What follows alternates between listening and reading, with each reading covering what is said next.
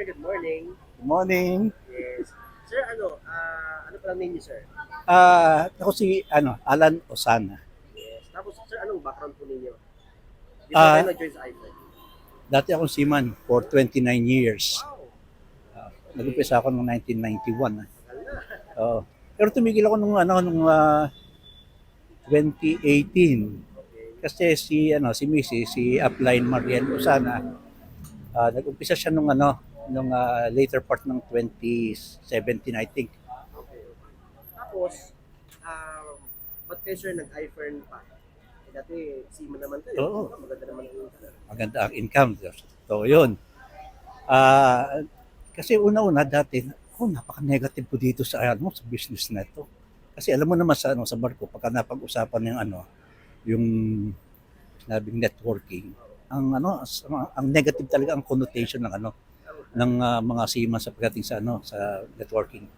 Although hindi naman na 100% na negative lahat. Meron din namang kasi may mga narinig akong pinakasama din ako doon na ba na dinala yung kanilang produkto sa barko. Pero, sabi nga nila, mahina din naman ang laki ng ininvest ko, pero ang hina ng balik. Kaya bumalik din uli ako sa pagbabarko. Yun ang kanilang kalimitang. So, in general, lalabas talaga, pangit ang networking. Kasi may mga nag-networking, pero bumalik sa pagbabarko dahil mahina. May nangyayari. Oo, mas malaki pa daw sweldo sa pagbabarko. Even yung mga lowest rank na pinaka minimum wage doon, mas gusto pa nilang magbarko uli kaysa mag-networking. Okay. So, syempre ako, Pero ikaw, na, sir, ba't kasi andito ngayon? ito ang istorya niyan. Dahil nga negative ako, no? Si Mrs. A member, so pagkakatapos ng office niya, kasi ginagawa niya si iPern before as part-time. So, nagtatrabaho siya sa Cultural Center of the Philippines. Pag bakasyon ako, sinusundo ko yan. Nihatid ko sa umaga, sinusundo ko sa gabi. May mga RBA pala dito sa FCC dito sa Escriba. So, nung una, sabi niya may pupuntahan lang, pagdadrive ko siya. Sige, drive ko. Pagdating dito, buti lang walang parking pa noon. Liit kasi itong ating area dito. Laging puno ang sasakyan. Sabi ko, dito na lang ako sa hihintay ako na may umalis para makapag-park ako. Kasi doon sa pagkahatid ko dito, nalaman ko networking pala. Ayaw ko. So ayaw ko umakyat. Siya lang umaakyat. Para ilang beses yun na kung ano ikinakatwiran ko. Pagkakatid ko dito, dahil sabi sa akin kung hindi mo ko ihatid, magtataksi ako papunta doon, mag-isa. Bahala ka sa buhay mo. Kung gusto para akong Meron ka paraan, nabuli ako doon So ginagawa ko, nihatid ko. Pero pagdating dito, kung ano dinadala ko, wala akong parking. Which is very logical dahil wala nga. Ikot ako dito sa likod. May mga nagkakalam doon. So sabi ko, hindi ako pwedeng umalis dito. Dito na lang kayo hanggang tawagan mo na ako pagka tapos na kayo. Inabot ako ng one time na pagpunta namin dito, may space ang parking. So wala akong nagawa. Nag-park ngayon ako. Ayoko umakyat. Doon ko nakilala yung mga upline ni Up Mariel, si Up Joby, saka si Up Rose, yan na nag-pass away na. Napilit ngayon ako sa madaling salita. Kasi sabi, aircon naman doon, malamig, doon ka lang sa isang sulok kung ayaw mo. Kasi noon, yung itaas na yan, dalawang slot lang ang bukas. Kasi kukunti pa noon, yung 2017, yung 2018, no? Hanggang lang naman ako, hanggang March lang naman yung bakasyon ko, bali 2 months lang ang bakasyon ko. So, nung umattend ako dito, pinapamember ako, ayaw ko. Sabi ko na lang kay Mrs. Susuportahan na lang kita kung magkano ang gusto mong i-invest. Di tulungan na lang kita financially, pero sabi ko, ayaw kong ma-involve yan. sasamahan na lang kita. So then sa tao, bumalik na ako sa barko. Then, pagbalik ko ng sumunod na taon, 2019, ng March, nagulat ako, merong 140,000 na cheque ako. Yung pala, 140. 140. O, kasi hindi ko alam, iminember pala niya ako. And tinrabaho niya na hindi ko alam. So, ganun. So, nangyari, nung makita ko, pwede pala. Sabi ko, mukhang totoo ito. Hindi ito scam kagaya ng ano. So, sabi ko sa kanya, siya, sige. Subukan na natin. Nag full time kami ni Marlene ng 2019. Bali, December yata yun noon. I think December siya, nag-FM. Pagdating ng January, nag-Millionaires Club siya. Tapos yung aming combined income dito, naibili namin ng Nissan Terra cash. So yun, pasimula noon yun. Sinubukan ko na sabi ko, hindi muna ako sasakay. Pagtulungan na lang namin yun. So until now, hindi na ako bumalik since 2019. Tapos lalo na nung nagkaroon ng COVID noong 2020. Kasama pa kami. Actually, nakapag-travel pa kami ng Singapore before nung COVID.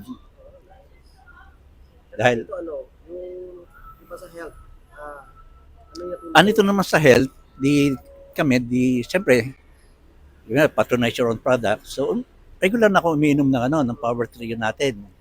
Dahil normally, naabot naman kami ng gabi ni Akmaril sa latagan sa labas. And, kailan ba yan? 2 years ago, naramdaman ko yung aking tuhod parang ngalay.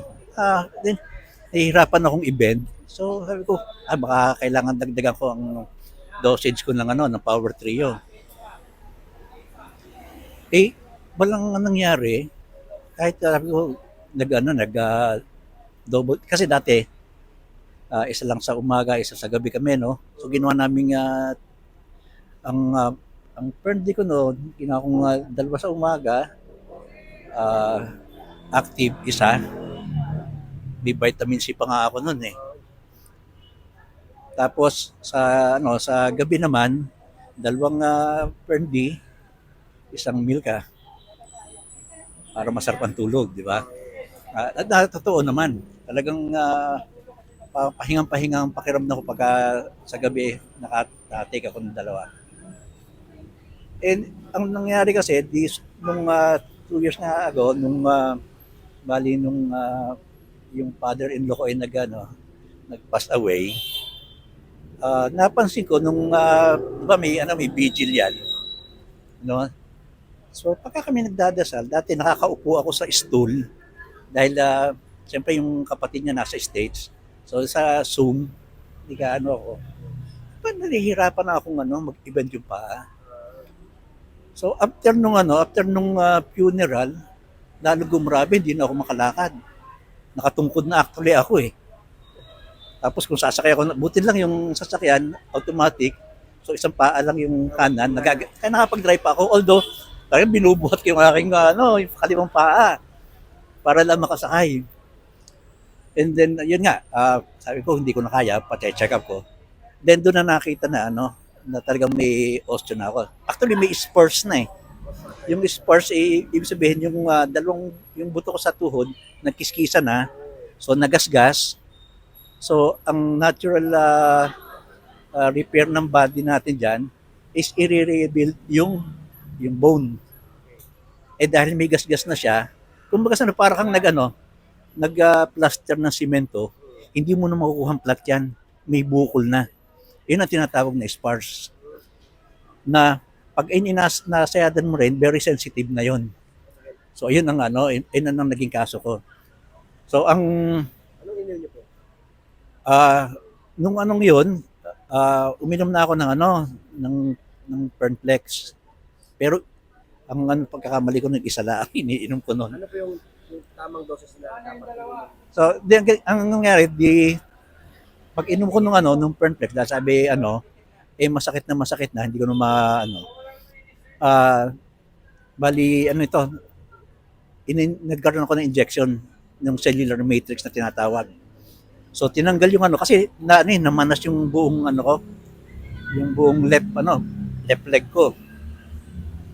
So, tinanggal yung kasi sabi nung ortho, pagka pala ang ating katawan ay nawawalan na ng lubricant, ang gagawin ng katawan natin, natural, anong tawag doon? Yung pinaka first aid ng katawan natin, sa katawan natin, is magpupuntis ng tubig para iangat, para hindi magsayad. Ang naging problema lang, walang lubrication. So, kumbaga sa umangat nga siya, pero dahil walang lubrication, pag gumagalaw, ganun din, masakit pa rin. So, ang ginawa, binigyan nga ako ng cellular matrix injection, tinanggal yung tubig, bali, isa't kalahating syringe. Yung malaking syringe talaga. Kahit yung karayo mo, takot ako, hindi ako makatigil, tinatanggal yung tubig. So, bali, isa't kalahati tinanggal, then ini-inject na ngayon. Mahal pala nun. 30,000 per session. Nakadalawa ko, yung pinaka left and right side ng aking left knee. So pagkaturok, guminawa. Pero ganun pa rin, minsan nakakalakad na ako, pero masakit pa rin. Then nagkaroon ng event, yung doon sa dito kay Big Boy Chen, itong yung sa ang tawag doon, Silver Press. Habang tawag, Secret Press. Doon ako nakita ni Sir Tom na nakatungkod kasi nagpo-picture kami. Ang sabi sa akin ni Sir Tom, nagtetake ka ba ng ating Fernplex? Okay. Yes, sir. Ilan ang dosage na ginagawa mo? Sir, isa sa umaga, isa sa gabi. Gumiginhawa ba? Sir, gumiginhawa pero yung may pain pa rin. Kasi ang laki mong yan, hindi ubrang isa sa umaga, isa sa gabi. Doblehin mo. So, the following day, dalawa ako sa umaga, dalawa sa gabi. Bali, less than 1 week, mga 3 or 5 days. Biglang nagising ako. Wala na akong maramdamang Ganun na hindi yung dandahan nawawala. Yung pagising mo, parang pakiramdam ko. Pwede na uli ako mag-basketball. Yung gamang yun ang feeling ko noon. So, pasimula noon, gano'n ang tinetake ko. Although, nung bago ko turukan, sabi ko naman kay Doc, pagkaturok ba nito? Kailan na ulit nito? Kasi injection yan eh. So, madidisperse yan. Kasi sabi niya, yung tubig, ilalabas mo yan pagka okay na yung pakiramdam mo eh. Dahil nawala nga yung manas after 1 week nung maturukan ako. So, Doc, paano yung itinurok mo? Mawawala din yan. Sabi sa akin actually, depende sa naturalesa ng katawan mo. Sir, Doc, doon sa iyong experience dito sa pag tuturok mo ng cellular matrix. Ano ang normal na na interval ng turok ng pasyente mo? Meron diyan every 3 months. May 6 months, may 1 year. So sabi ko, naku, malaki-laki. 16 ng 16 eh. Dahil nga sinunod ko yung ni Sir Tom na dalawa sa umaga, dalawa sa gabi. Sa awa ng Diyos, 1.5 years, almost 2 years na ako ngayon. Wala nang pain, wala nang Pwede na ako mag-basketball. Actually, member kami ni Ap Mariel ng SM Mall Walkers Club sa Parañaque. Para sa mga seniors. Nang naman doon, before ka mag-walking, kukuha na ng BP. And pagkatapos ng rounds mo, ng 6 rounds, doon sa buong mall, after 6 rounds noon, kukuha ko rin ng BP. Kami ni Ap Mariel, from 110 over 70 to 130 over 80. Doon naglalaro yung aming BP namin. Actually, lagi akong lamang kay Apmarel eh. Ako 110 siya 120. So, yun.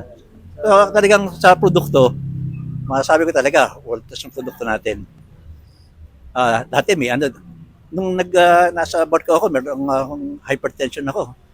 Ngayon, Wala na akong maintenance. power to you tsaka friends. Oo. Okay. So, So maraming salamat dito. napahaba nga. Okay. Okay, sige. Thank you. Okay.